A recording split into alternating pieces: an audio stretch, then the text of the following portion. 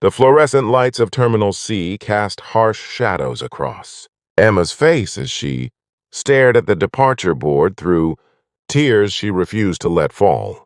Gate 47, delayed, again, around her.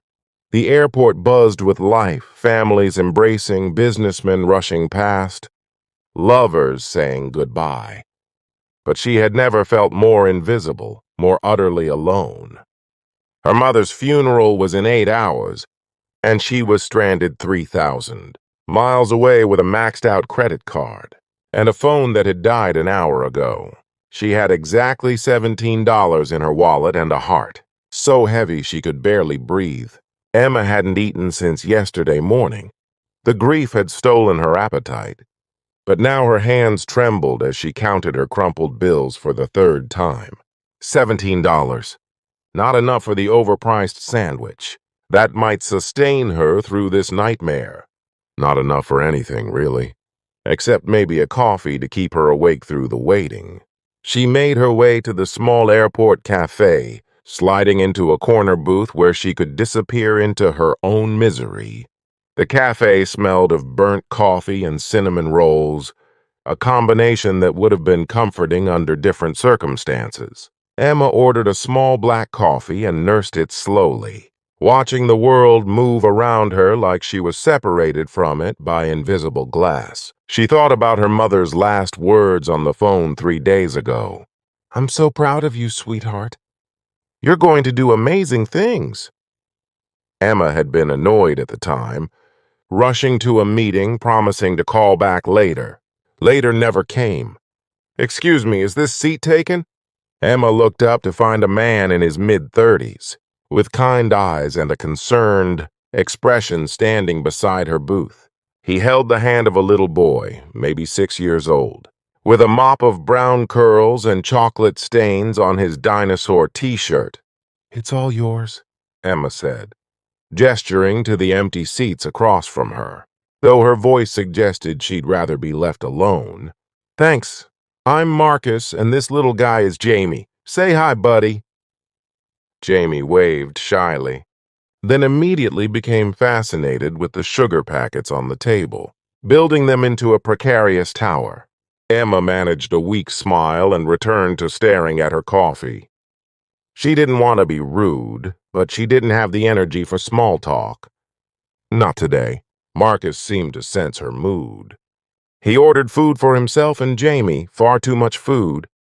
Emma noticed and pulled out a well-worn book to read while Jamie colored on a paper placemat the waitress had provided.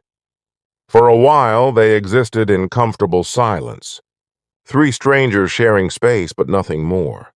Then Jamie's tower of sugar packets collapsed, sending several sliding across the table toward Emma. The little boy giggled, and despite everything, Emma felt her lips twitch into something resembling a smile. "Sorry about that," Marcus said, reaching to collect the packets. "We're working on our engineering skills." "It's okay," Emma replied, surprised to find she meant it. It was a pretty impressive tower. Jamie beamed at her, revealing a missing front tooth. "I'm going to be an architect when I grow up. Like my mom was." Emma caught the past tense, saw the flicker of pain in Marcus's eyes, and felt an unexpected connection form. Loss recognized loss, even across a cafe table between strangers. The food arrived, and Emma tried not to stare at the burgers, fries, and apple pie that covered their side of the table. Her stomach growled audibly, betraying her. Marcus glanced at her nearly empty coffee cup, then at her face, and something shifted in his expression. "Hey, Jamie," he said, "remember how we talked about looking out for people?" Jamie nodded seriously, his mouth full of French fries.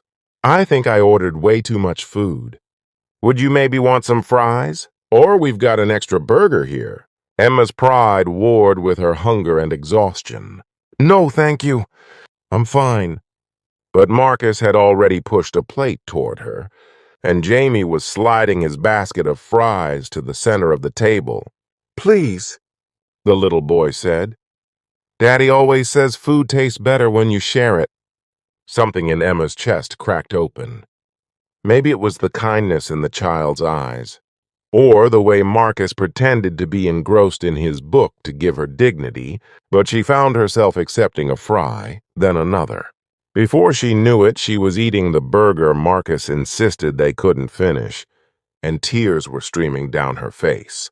"I'm sorry," she whispered, embarrassed.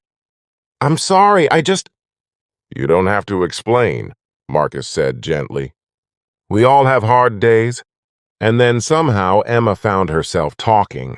She told them about her mother, about missing the earlier flights because she'd been in a work meeting she couldn't leave, about her dead phone and empty bank account and the feeling that she'd failed at the most important thing in the world, being there when it mattered most.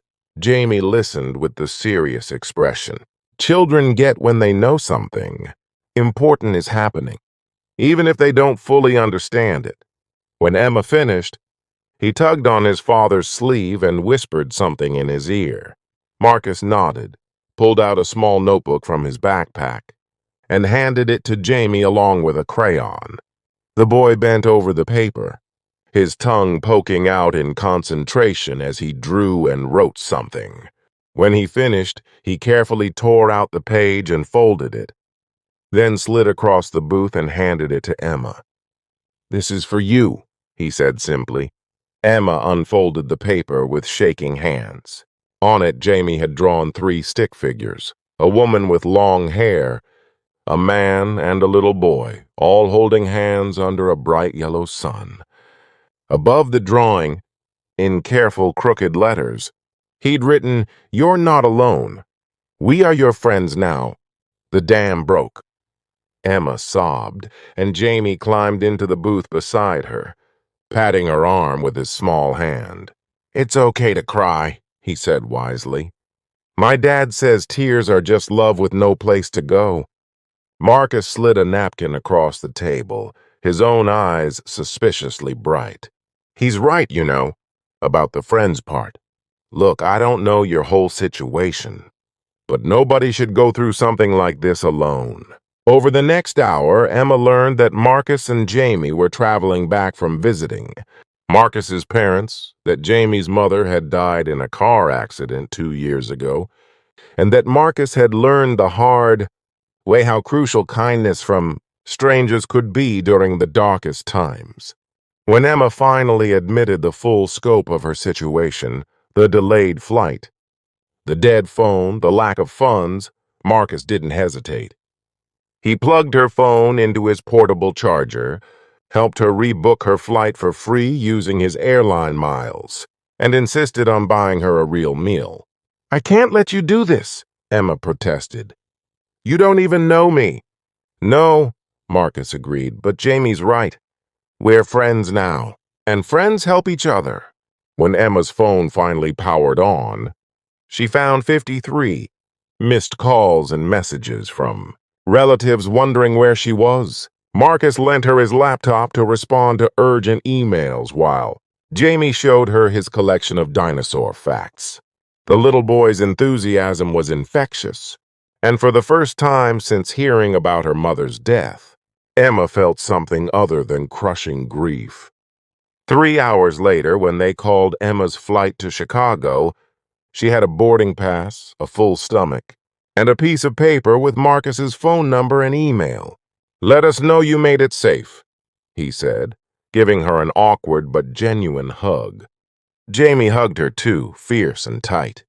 "Tell your mom's spirit that you love her," he whispered. "My dad says they can always hear us." Emma knelt down to Jamie's level, fresh tears in her eyes. "Thank you," she said. "You gave me something today that I really needed. You reminded me that there's still goodness in the world." On the plane, Emma carefully smoothed out Jamie's drawing and read his misspelled message again. She thought about how she'd felt invisible just hours ago, how she'd been drowning in loneliness and grief, and then a little boy with chocolate on his shirt and wisdom beyond his years had reminded her of a fundamental truth. We are never truly alone if we're willing to see the humanity in others. She made it to her mother's funeral with an hour to spare. As she stood before the casket, Emma told her mother about Marcus and Jamie, about unexpected kindness and the way strangers can become angels when we need them most. She told her about the drawing she'd carry in her wallet from now on, about the friendship that had bloomed in an airport cafe during her darkest hour. 2 months later, Emma received a letter from Jamie, a crayon drawing of the three of them at a park, with the caption, "When you visit us." Marcus had added a note at the bottom. "You said we reminded you there was still goodness in the world. You reminded us why we keep showing up for people. Jamie asks about you constantly.